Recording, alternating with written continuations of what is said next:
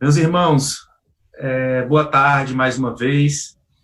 Estamos tentando aqui resolver alguns problemas técnicos e a gente já orou e, se Deus quiser, agora vai dar tudo certo.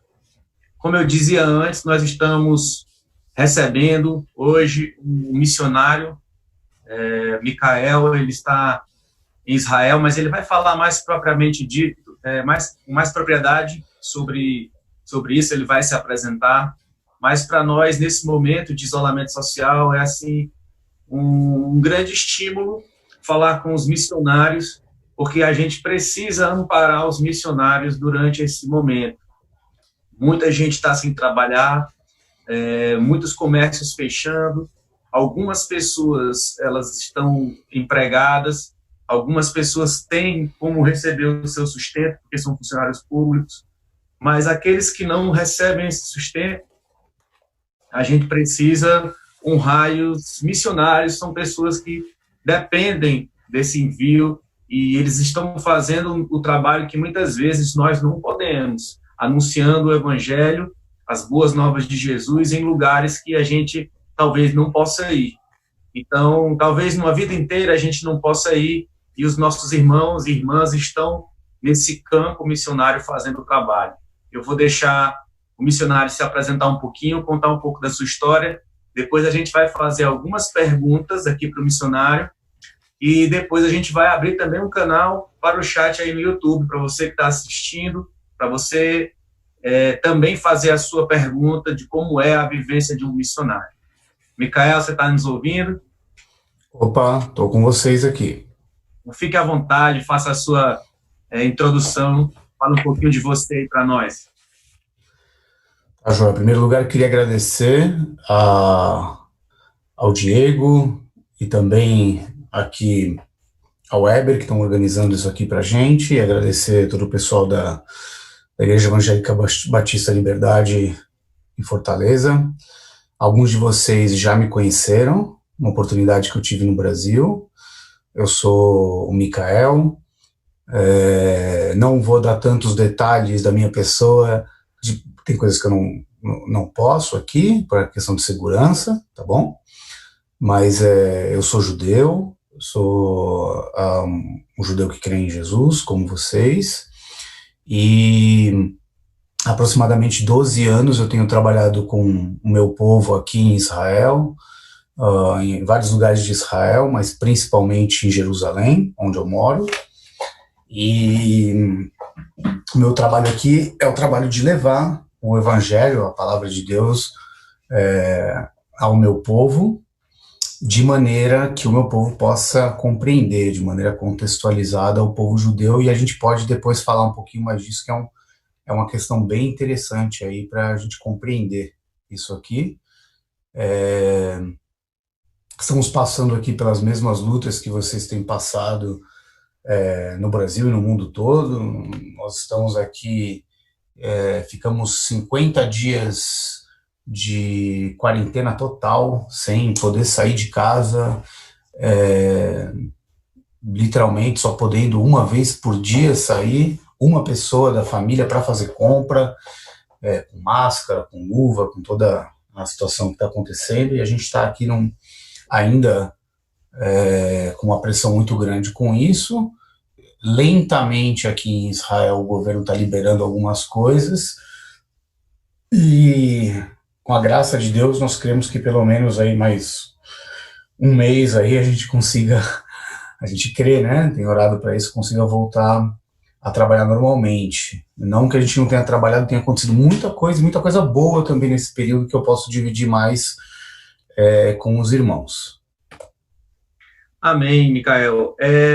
Nós, justamente por isso, a gente pensou em organizar essas entrevistas com alguns missionários, porque nós sabemos que em muitos lugares durante essa pandemia, as pessoas têm estado mais assim abertas ao evangelho. Muita gente que às vezes era assim, vamos dizer, averso à ideia de Deus, tem procurado nesses momentos. E eu queria que você falasse um pouquinho de como é que está aí essa relação das pessoas como era antes essa relação das pessoas com Deus e como é que tem sido agora? Bom, em Israel, com a realidade do povo judeu aqui é uma realidade muito complexa, né? Não sei se os irmãos sabem disso, mas por mais que tudo aconteceu aqui, né? Jesus nasceu, cresceu, pregou, ministrou, morreu, mas ressuscitou pela graça de Deus, inclusive aqui em Israel, tudo isso em Israel, por mais incrível, né? Todos os profetas tenham vivido e pregado aqui, e os apóstolos e tudo mais, somente 0,3% da população aqui crê que Jesus seja o Messias. Então, 99,7% das pessoas não creem em Jesus aqui em Israel. Nós estamos basicamente num lugar onde o evangelho ainda não teve penetração nenhuma, né? Isso é incrível. As coisas têm mudado nos últimos anos, tem tido mais judeus vindo a Jesus de uma maneira maravilhosa, é um começo daquelas profecias que a gente vê na palavra, mas ainda estamos, humanamente falando, distantes daquele avivamento que a gente tanto espera. Então, muita gente fala do que tem acontecido em Israel, mas pouca gente sabe realmente da realidade daqui. E a gente tem alguns problemas aqui, né? 70% da população judaica em Israel é considerada liberal, né? Então, o que significa liberal? É uma população muito parecida com a da Europa hoje em dia. Pessoas que dizem ser ateus e são judeus, mas são judeus nominais, são judeus que foram criados no judaísmo, têm sangue judeu, mas o judaísmo ou qualquer coisa ligada a Deus é mera tradição, é como se fosse folclore, para 70% da população.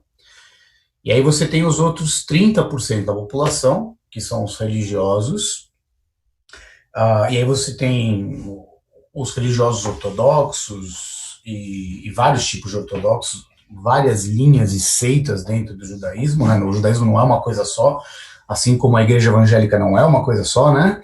A gente tem todas as denominações, dentro do judaísmo você tem inúmeras denominações, e esse lado, ele é completamente contra Jesus. A última coisa que eles querem ouvir é o nome de Jesus, e eu posso explicar mais sobre isso, se vocês quiserem.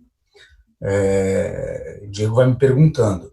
Então, existe sim, nesse momento agora do corona, mais abertura, com as pessoas com quem a gente já tem trabalhado, a gente sente isso, tem mais abertura, porque as pessoas começam a fazer perguntas mais amplas sobre a vida, né? Nesse momento em que boa parte daquilo que você faz na sua vida, de repente você não pode fazer, então é uma crise, né? E é uma crise mundial, uma crise que nunca existiu, e a gente começa a fazer perguntas um pouco mais profundas sobre a Bíblia, né? Então, sobre a Bíblia, sobre Deus, e a gente tem sentido isso, né? Graças a Deus. Isso abre para a gente mais oportunidades de ir a fundo com pessoas que antes não estavam dando abertura para ir tão a fundo.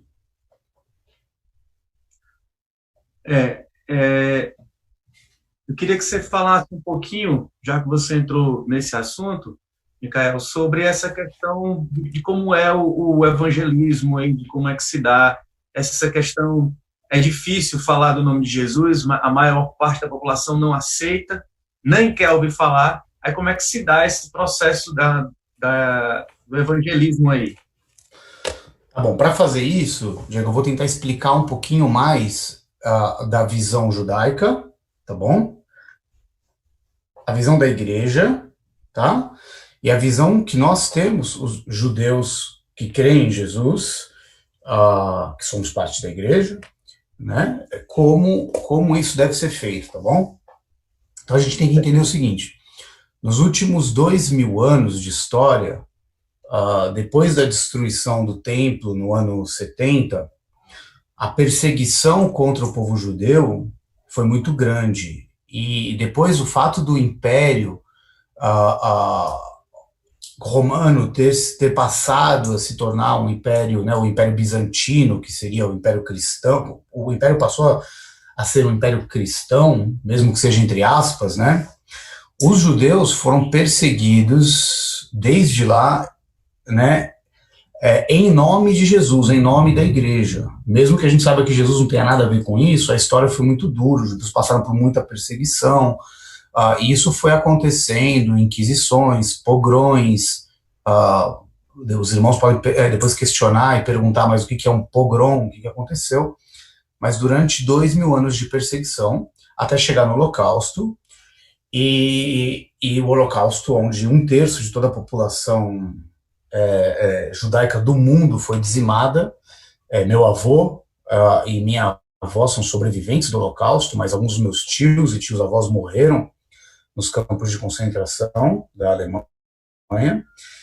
E a igreja cristã, naquela época, ela ficou quieta, né, nesse momento. Então, o que acontece é que, na mentalidade judaica, inclusive na mentalidade religiosa, eles enxergam o cristianismo como inimigo. Eles não conseguem separar a igreja que realmente crê em Jesus e nunca faria uma perseguição ao povo judeu, né? Não faria nenhuma perseguição, né? Porque só se perseguir com amor, né? Mas não consegue separar essa igreja da igreja católica e das outras denominações que perseguiram o povo judeu. Então, na mentalidade do judeu, ele não consegue ver o cristão como um amigo, nem abre a oportunidade para querer saber quem é Jesus. Para vocês terem uma ideia, a maior parte dos judeus religiosos, eles nem sabem, eles nem sabem que Jesus era judeu, né? Às vezes a igreja tem mais conhecimento da história de Jesus como judeu do que o próprio povo judeu. Então, essa é uma outra barreira, tá? Então, a primeira coisa que a gente tem que lembrar, pessoal, é dessa questão histórica. Existe também a cegueira espiritual que a gente vê, que foi colocada sobre o povo judeu. Vocês podem ler depois, em casa de vocês, leiam o livro de Isaías, o capítulo 6, vocês vão ver o que aconteceu com o povo judeu no momento em que o ministério de Isaías foi um ministério para fechar o coração do povo judeu para a palavra, e um ministério muito duro do profeta. Então existe essa questão da cegueira espiritual que Paulo tanto fala, citando, por exemplo, Isaías, né? E existe também um problema cultural. E esse problema cultural, ele é muito grande. Por exemplo, quando se tiver que me cortar, se estiver muito longo, você me fala, tá, Diego? Se eu estiver sendo muito longo, tá bom? Quando um irmão normalmente lê a palavra, irmão cristão lê a Bíblia, ele lê a Bíblia lendo o Novo Testamento para, através do Novo, interpretar o Velho Testamento, não é verdade? Parece que o Novo Testamento fosse a interpretação do Velho. Ou seja, eu leio através do Novo para entender o Velho. E isso não é uma maneira correta de se ler a Bíblia, mas é uma maneira que tem sido feita há centenas de anos. Se a gente for lembrar, Jesus, Paulo, Pedro, Tiago, João, Filipe, e a gente pode continuar citando todos eles não tinham o Novo Testamento. Como é que Jesus pregou o Evangelho? Né? Por exemplo, aonde está escrito na Bíblia, Jesus fala, né, em Lucas, por exemplo, que ele seria perseguido, e seria ferido, morto e ressuscitaria no 3º dia. Mas a maioria dos crentes não sabem aonde isso está escrito na Bíblia. Se eu pedir para um irmão aonde está escrito que ele seria morto, né, e depois ele ressuscitaria no 3º dia, onde está escrito no Velho Testamento? Porque era a Bíblia que Jesus tinha. Eu nunca achei um cristão que me respondeu isso. Né? Então, assim, está na Bíblia. Tá? Vou deixar os irmãos, curioso aí, no fim vocês me perguntam depois, tá bom? Deixar vocês curiosos. É bom Mas que a está gente escrito no Velho Testamento. Opa, Diego, não te ouvi. está dizendo que é bom que a gente pode depois melhorar a leitura, já tem algo direcionado aí para a gente. Isso, já tem, tá vendo? Já deixando trabalho para vocês aí.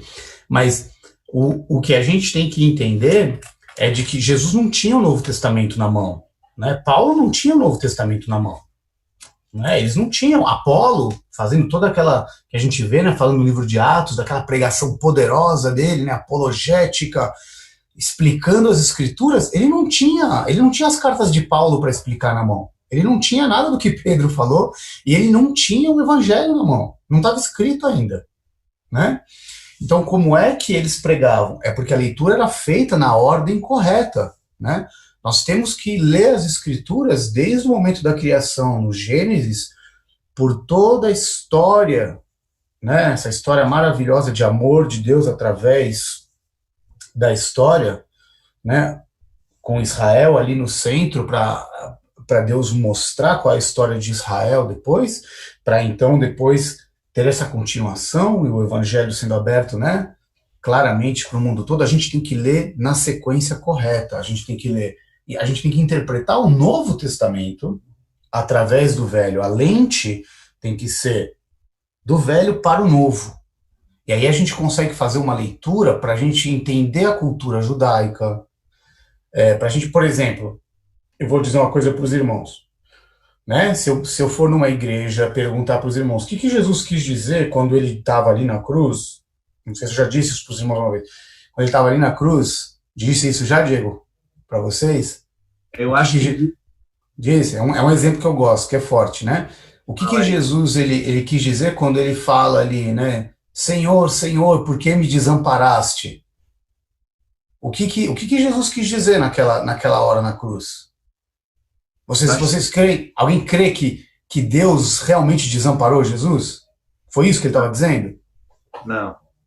Não, né? Mas a leitura normalmente da a igreja fala, não, como Jesus era 100% Deus, mas 100% homem, aquele foi um momento, né, de ele ser 100% homem e tal. Mas não tem nada a ver com o que está no texto, né?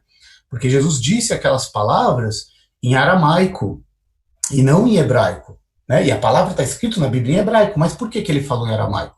Ele falou em aramaico porque o povo só entendia aramaico e o que está escrito ali o que ele diz ali. Ele leva o povo a se lembrar do Salmo 22, aonde tudo aquilo que estava acontecendo com ele naquele momento estava profetizado pela boca de Davi. Não aconteceu a Davi, mas Davi, sim, profetizou, inspirado pelo Espírito Santo, cantando os seus salmos, ele fala tudo aquilo. Então Jesus leva o povo naquela hora, olha, gente, ó, o que está acontecendo comigo aqui estava profetizado.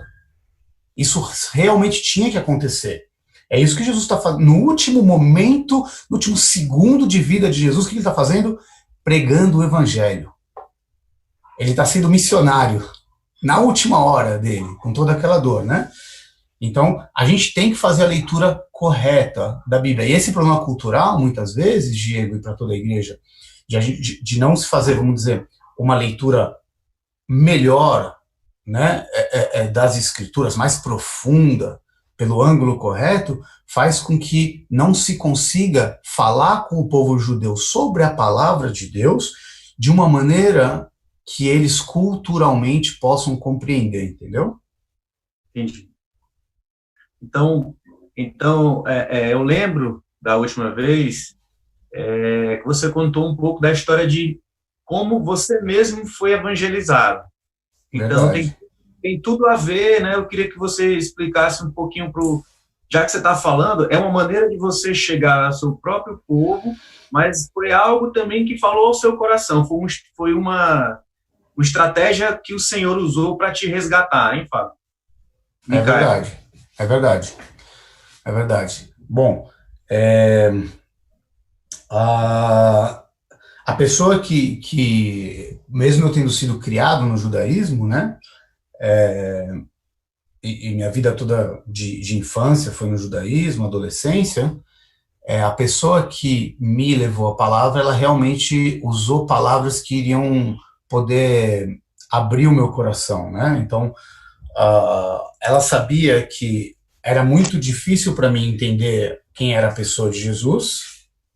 Então ela usava para mim o termo Messias de Israel, porque eu queria também o Messias de Israel, eu queria saber quem é o Salvador de Israel, o Messias ungido, né?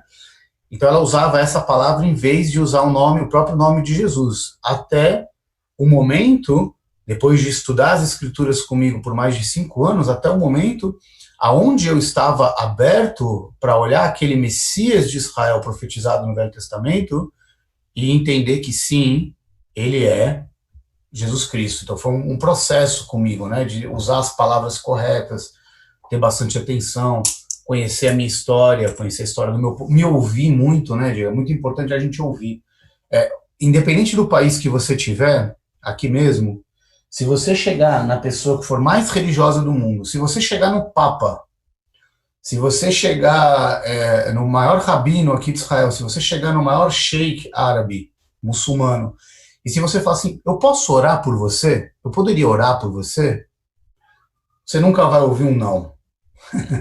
Então, a gente poder orar pelas pessoas e poder escutar, pedir, você chegar numa pessoa e falar assim, você poderia, me conta a sua história, eu queria saber quem você é, eu estou interessado em você. Então, essa é a ferramenta do amor, né? Quem não se sente amado quando ele é escutado por alguém, realmente escutado, né? Então, essa tem sido muitas vezes a nossa ferramenta aqui, se aproximar, criar relacionamento, mas é a ferramenta do amor de maneira cultural e efetiva. Irmão Micael, assim, a gente precisa fazer uma pausa por conta do nosso tempo, e eu vou pedir para a gente a gente encerra e a gente retorna, que eu ainda tenho mais alguma pergunta para fazer. Vamos fazer o seguinte, eu vou fazer mais uma pergunta antes, e aí depois a gente faz essa pausa. Ok. Tá bom? Os irmãos que estão nos acompanhando, a gente vai retornar com o Micael, só vou precisar fazer uma pequena pausa por conta do tempo limite da nossa reunião. Eu queria que você falasse rapidinho, eu não sei, você já nos explicou que não pode entrar tanto em detalhes, mas qual foi o momento assim que você sentiu o chamado de Deus para que você fosse levar a palavra de Deus em Israel? 3 meses depois de que eu tomei uma decisão, quando eu tinha 18 anos de idade na minha decisão, 3 meses depois, Deus falou claramente no meu coração de que eu tinha que levar a palavra para o meu povo. Eu acho que o mais interessante disso é que, às vezes, a gente se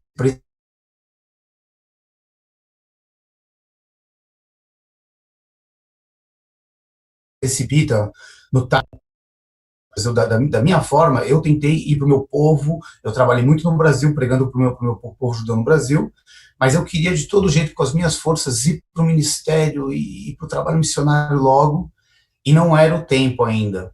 E Deus foi me provando, me mostrando e tratando comigo, e durante 13 anos no Brasil, me dando ferramentas e confirmando aquele chamado, e principalmente trabalhando o meu caráter, porque uma coisa que a gente esquece muitas vezes, né, é que Deus não precisa de pessoas habilidosas e com muitos dons, né? A gente tem essa conclusão. Deus precisa de caráter, né? E ninguém nasce com caráter, né? Com bom caráter muito menos, né? Então todo mundo tem que ter o caráter forjado, né?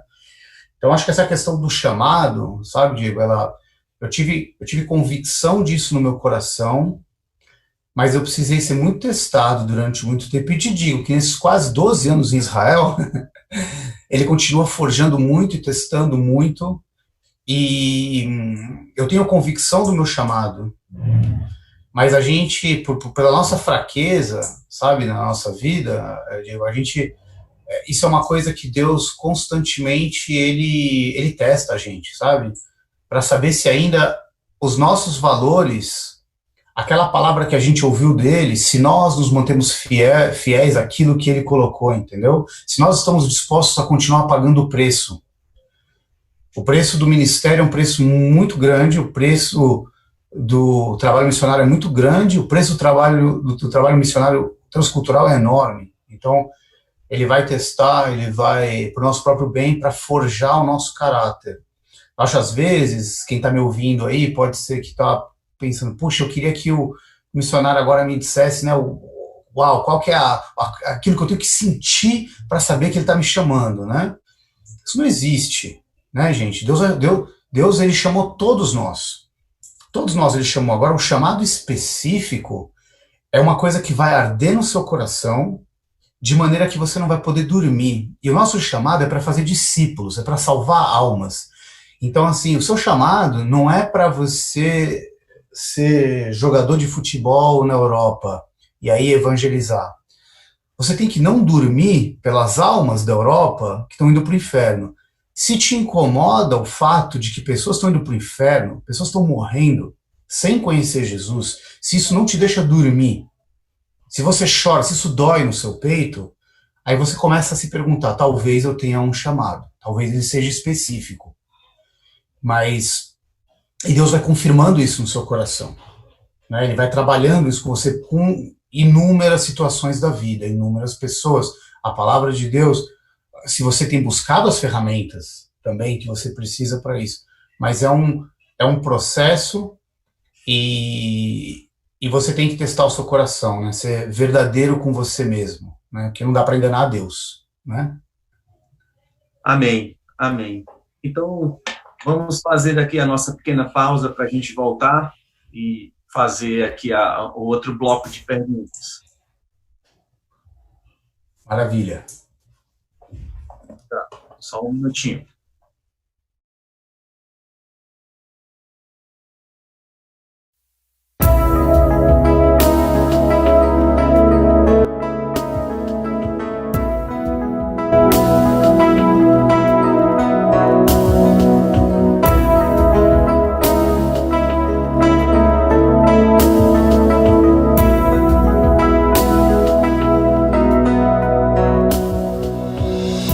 Several diamonds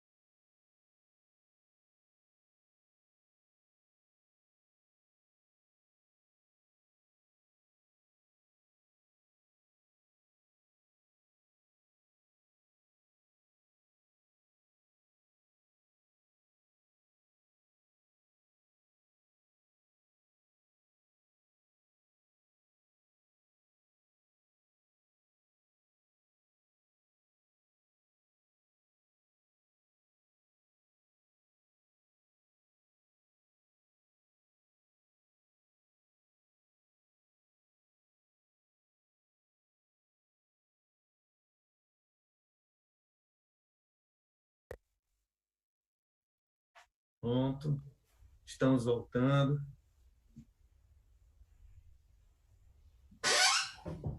Podemos continuar, Evinho? Ó, estamos aqui. Eu não sei se os nossos irmãos já estão conseguindo nos ouvir de novo.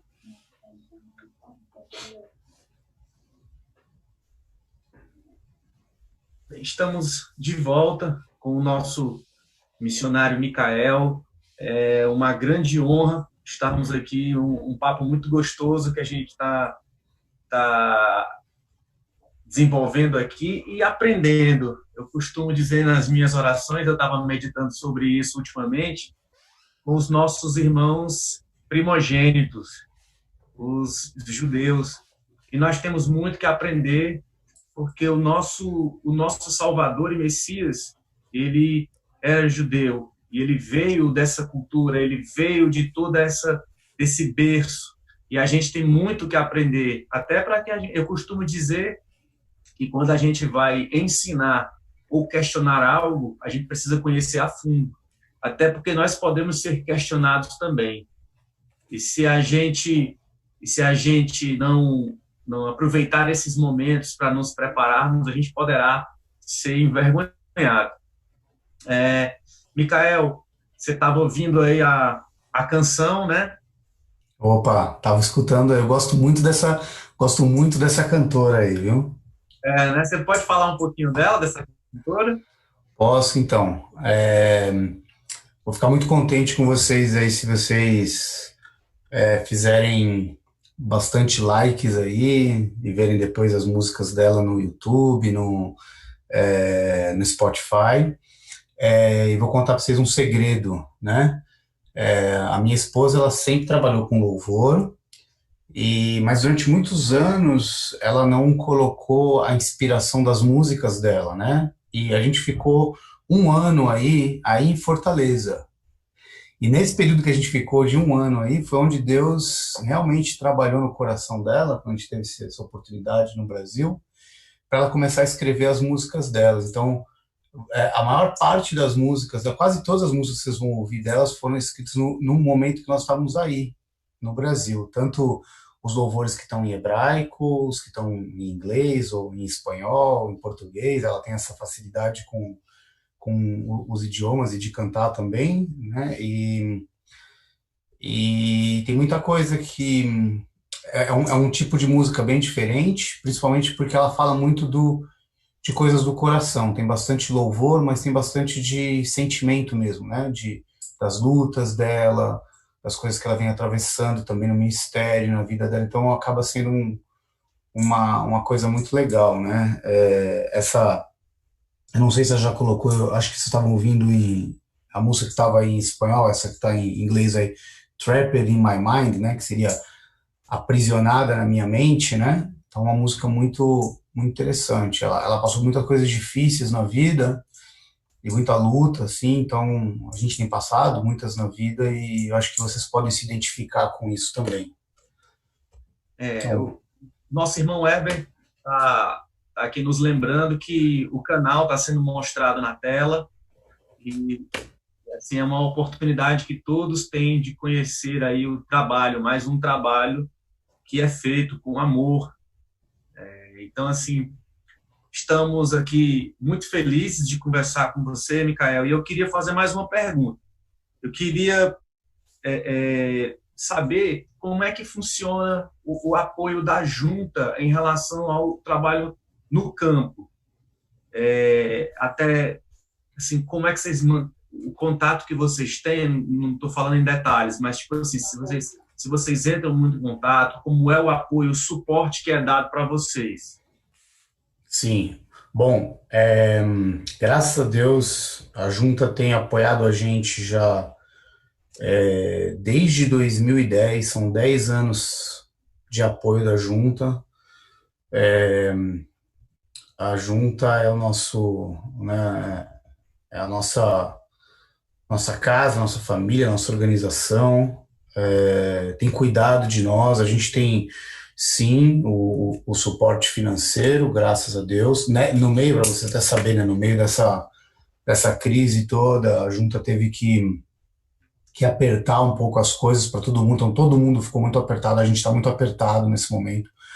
A junta teve que apertar, né, os orçamentos de todos os missionários no mundo inteiro, dos mais de 2.000 missionários no mundo inteiro, e a gente está tendo que se virar, sendo bem difícil, porque a nossa organização, né, ela é a maior organização da América Latina, e ela é uma organização que recebe em real, mas paga em dólar, né, porque o dinheiro está fora. Então, a gente precisa de realmente se unir para conseguir apoiar e suportar e segurar a existência da junta, né? Mas o apoio da junta, ele é muito maior do que o apoio financeiro, né? Nós temos coordenador de região, que ele é responsável por regiões grandes, às vezes por 20 famílias, 30 famílias numa região, uma pessoa, um casal só sendo responsável. E é um trabalho muito pesado, porque nós temos todas as nossas lutas, né, no campo, em loco. E uma coisa muito bonita também, assim, da junta, é que a junta tem um trabalho chamado de SIM, né, cuidado intensivo, né, do missionário. E quando a gente precisa de cuidado mesmo, eu digo para vocês que no campo transcultural, cada ano ele vale 3 ou 5, você envelhece mesmo, envelhece rápido. É muito pesado, né? Mas eles cuidam de nós, entendeu? Então nós temos todo um cuidado e amparo, né? Em situações emergenciais, eles vêm de encontro a gente em todas as nossas necessidades, e é muito mais do que, vamos dizer, trabalhar para uma agência, né? É uma grande família, com princípios do reino, e que tem uma liderança maravilhosa, né? Eu não sou, vou até te falar uma palavra feia, né? Eu não sou puxa-saco, não costumo ser, não sei se tem outra palavra para isso no Nordeste, tem outra palavra para isso? Não é essa mesmo? É Né? essa mesmo. É essa mesmo?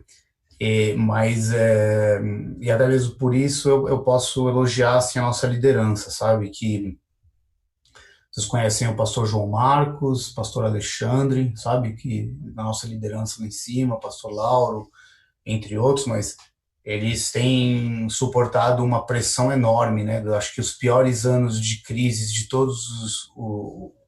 todo o tempo, desde 2010, esses homens de Deus estão suportando e dando amparo para a gente no campo, muito acima do que eles podem humanamente falando, sabe? Então, é muito gratificante ser parte de uma organização como essa. E vocês têm que ficar gratos, né? Todos, de poder da nossa organização batista, ela realmente ser a organização que ela é, sabe? Quando vocês, cada centavo que vocês doam para a junta, saiba que está sendo bem usado. Não tem brincadeira com isso, sabe? É muita responsabilidade.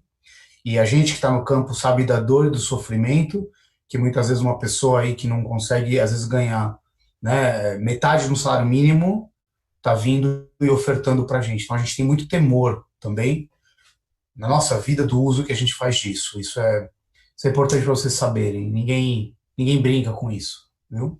É importante a gente sempre lembrar, porque não é o caso da nossa igreja, mas assim sempre tem alguém que poderia questionar essa questão do dinheiro, quem administra, vai para onde, e nós sabemos que a junta de missões é séria, nós recebemos todos os relatórios, a gente tem comunicação, e a gente faz a campanha certinho, porque tudo nós sabemos da seriedade da junta. E Amém. deixa eu só fazer uma pergunta que já foi, mas as músicas que a gente estava ouvindo, a gente também pode encontrar no Spotify ou só pelo YouTube? Pode encontrar no Spotify. Eu não sei se ela já, mas é com o mesmo nome, tá? Que está saindo Nara. Eu estou escrevendo aqui para vocês, tá bom? É o nome que vai estar. Eles estavam mudando algumas coisas no Spotify, então pode ser que vai demorar um tempo para subir de novo, se vocês não acharem no ar agora. Mas por enquanto vocês podem achar no Face com esse nome, pode encontrar no Instagram e pode encontrar também no YouTube, mas logo logo vai estar no Spotify. Tá ótimo. É porque a gente estava pesquisando aqui também, a gente ainda não tinha encontrado.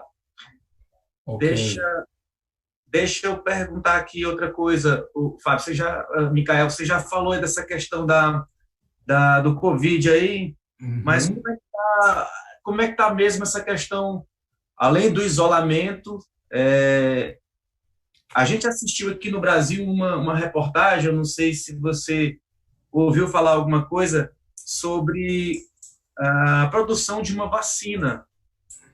E a gente assistiu a reportagem que essa produção desta vacina estava vindo de Israel, que estavam fazendo uma pesquisa já há 4 anos sobre uma espécie de bronquite e que essa vacina teria sido adaptada e estaria sendo testada a partir de junho. Você tem alguma informação sobre isso? O Então, governo não tem nenhuma informação oficial sobre isso, tá? Israel é um país de ponta, de medicina de ponta, então, assim, obviamente, eles estão trabalhando nisso aqui, vários laboratórios, tentando conseguir essa vacina, e pode ser, se Deus quiser, que vai vir de Israel, né? Então, a vacina para isso, com certeza estão trabalhando pesado, mas não tem nada oficial ainda liberado para a gente, entendeu? Então, tudo que eu falar aqui vai ser mera especulação, não vale a pena, entendeu? a Rebeca, minha esposa, estava até orando e agradecendo muito a Deus por conta dessa questão se realmente se concretizar, seria assim fabuloso, uma prova grandiosa de que o nosso Deus é fiel, né? Se, Amém. se a Amém. cura vier realmente de Israel, seria assim maravilhoso, assim, na, mais uma prova para todos aqueles que não acreditam, né? Que Deus é soberano e que está no controle de todas as coisas. Sim. E ela até está me lembrando aqui que o nome do instituto é Instituto da Galileia. Então, ela, quando lia a mensagem, ela dava glória a Deus aqui do meu lado, assim, porque a gente sabe que não existem coincidências. Se sair Mas, alguma coisa oficial, eu aviso vocês. Eu mando aí. fala um pouquinho para a gente, Micael, como é que foi a Páscoa aí? A Páscoa foi bem interessante, né? A gente chama a Páscoa de Pessah, né, em hebraico.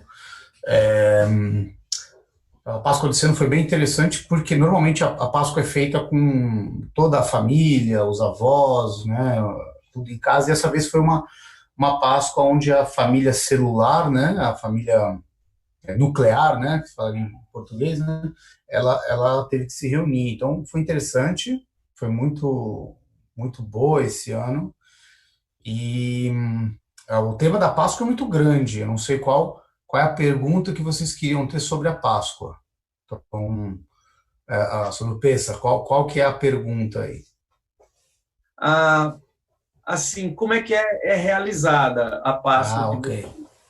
vocês? Entendi. Bom, é, se vocês forem ler lá em Êxodo 12, né? Então, ali em Êxodo 12, a gente tem literalmente a descrição de como a Páscoa deve ser comemorada, né?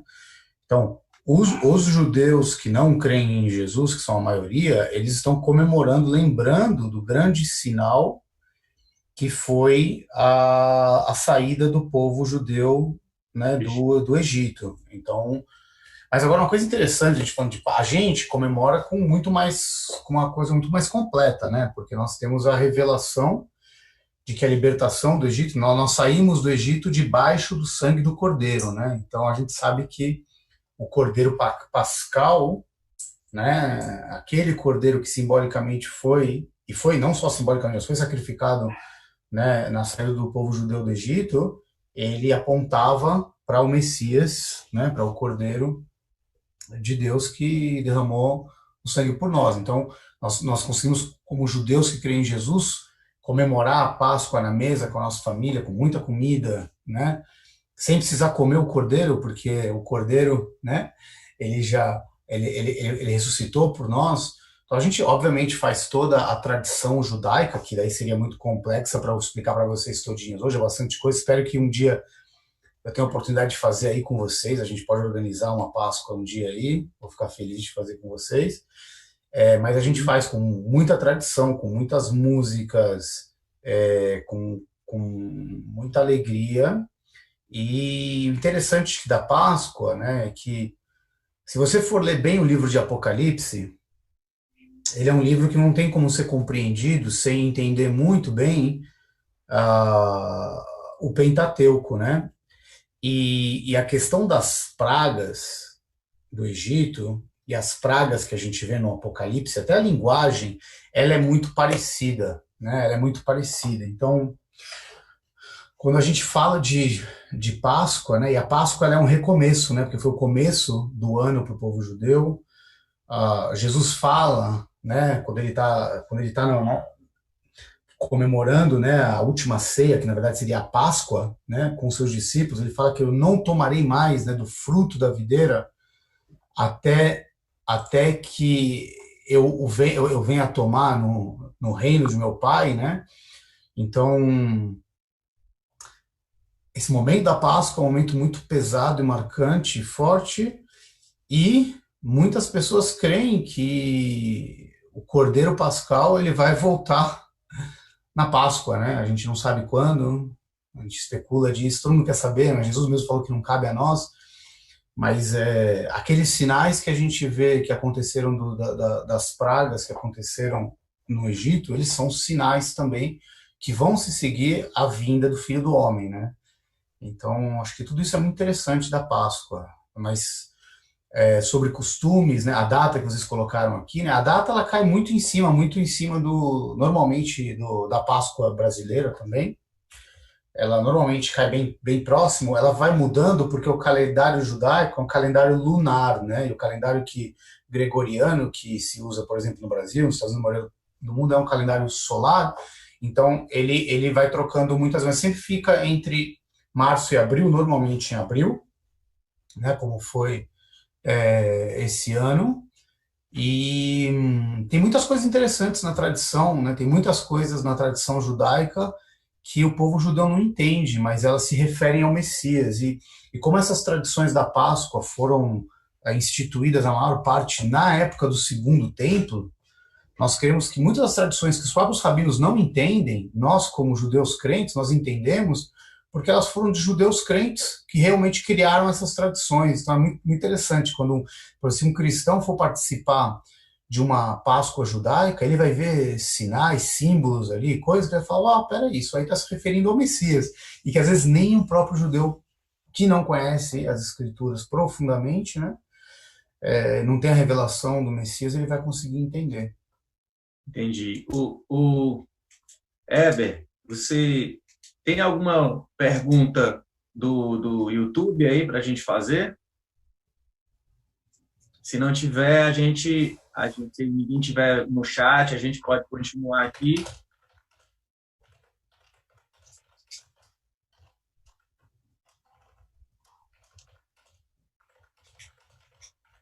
É possível, Fábio, o Micael falar desses temas? Ok. O que eu posso falar um pouquinho é sobre que, se Deus quiser, a gente vai ter aí, quando liberar essa coisa toda, o Voluntários Sem Fronteiras aqui com a gente, mas aí depois o Diego vai explicar melhor para vocês como isso vai acontecer, mas não aqui ao vivo, tá bom? A gente até já falou um pouco na igreja, mas depois a gente vai falar mais e tudo. Mas a gente quer agradecer, Micael, pela sua disponibilidade, porque é um momento muito importante para toda a igreja saber que nós somos representados em diversos países do mundo e que a gente vai, assim, aos poucos, a gente vai aprendendo e é bom manter esse contato, porque a gente, como você bem lembrou, a gente tem coisas que a gente precisa entender para que a gente possa ler até mesmo o Novo Testamento de uma maneira mais completa. Quero lembrar a todos os irmãos que hoje a gente vai ter às 19 horas, a gente vai ter a nossa live, hoje vai ser um louvorzão, quem vai estar no comando da live vai ser o irmão Wesley, ele vai trazer alguns convidados que vão louvar a Deus. E eu queria só, Micael, que você deixasse aí alguma mensagem para todos nós, para que a gente já pudesse encerrar a nossa pequena entrevista. Tá bom. Bom, eu creio que todos nós, nesse momento difícil que a gente está passando, e no Brasil a situação deve estar bem difícil mesmo, a realidade econômica do Brasil ainda é mais complicada. O meu pedido, né, eu tenho estudado nos últimos dias bastante o livro de Apocalipse comparado com o Velho Testamento, e é incrível, né, o pedido, né, de Jesus para nós ali é que a gente se mantenha fiel, né, se mantenha fiel debaixo de toda e qualquer perseguição e sofrimento, e a gente não tem como se manter fiel sem conhecer esse Deus da maneira como ele deve ser conhecido, né? E o meu pedido para vocês é leiam a Bíblia. Leiam a Bíblia. Né? Leiam o Velho Testamento todinho, que ele não está velho. Né? Leiam ele todinho. Se dediquem à palavra de Deus. Continuem se dedicando à igreja, aquelas coisas básicas que a gente às vezes acha que é básico e não é, né? Leia a Bíblia e faça oração, vai no culto, dá um abraço no teu irmão, lembra que dá um abraço virtual agora, esteja presente aí, né, nesse trabalho todo que estão fazendo. Às vezes a gente não entende, né, o porquê de ir, porquê de estar presente. E a gente tem que estar presente, ali a gente tem que ir não para receber, na maioria das vezes, a gente tem que ir para dar, né? Muitas vezes, eu ensinando os meus filhos em casa, ensinando a palavra de Deus aos meus filhos em casa, a gente tem nosso culto familiar. E meus filhos perguntavam para mim, mas pai, por que a gente tem que ir na igreja? Se você já ensina a Bíblia para a gente aqui em casa, se a gente tem nosso estudo, e é tão gostoso, né? A gente fica aqui no conforto de casa, e a gente aprende a palavra. E eu falei para eles, a gente não vai na igreja para receber, a gente vai na igreja para dar. Então, quando você for lá, você vê a primeira pessoa que você encontrar, já dá um abração nele ali, dá um abraço, dá um beijo, pergunta como ele tá. O nosso chamado foi um chamado para dar. Receber, a gente vai receber automaticamente, já tem recebido tudo de graça. Mas que nesse momento difícil, todos vocês e eu e nós, a gente possa lembrar que Deus chamou a gente para dar. Vocês lembram aquela vez que os discípulos chegam para Jesus quando ele está conversando com a mulher samaritana e eles perguntam, mestre, você, né, trouxemos comida aqui para você já comeu alguma coisa, né? Ele falou, uma comida eu tenho que vocês não têm. Aí eles pensavam, de onde ele veio comer? Ele falou, a minha comida é fazer a palavra de Deus, né? O tempo que ele pôde dar o evangelho, levar o evangelho para aquela mulher, o dar é o que alimentou ele. Quando você entrega, você se sente satisfeito, e não quando você recebe. Então, essa é a minha mensagem para vocês, gente. É um momento que a gente precisa de entregar muita coisa. E vocês têm me entregado muito pela oportunidade que eu tenho de falar um pouquinho de português, de estar com vocês aqui, de sentir o carinho e a oportunidade. Muito obrigado. Tá bom, Micael. Foi um prazer conversar com você. Espero que a gente possa um dia se reencontrar nessas andanças que o Senhor nos faz ter. E aí a gente vai encerrar com mais um pouquinho da música. O Weber vai colocar pra gente, a gente vai já se despedindo. Forte abraço, Deus abençoe. Amém. A você e a todos que estão aí nos assistindo. Amém, amém. Abraço forte a todos.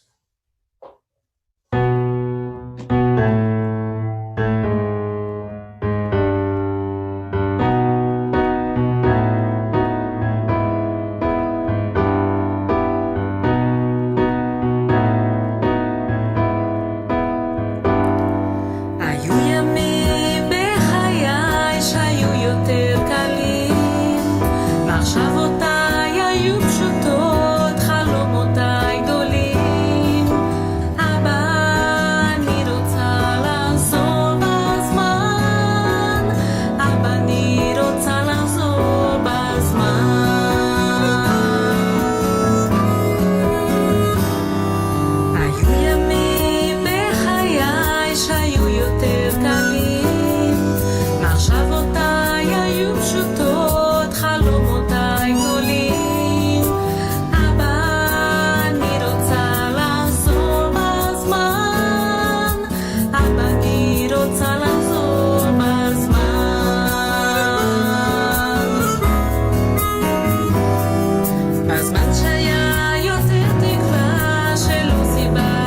que tá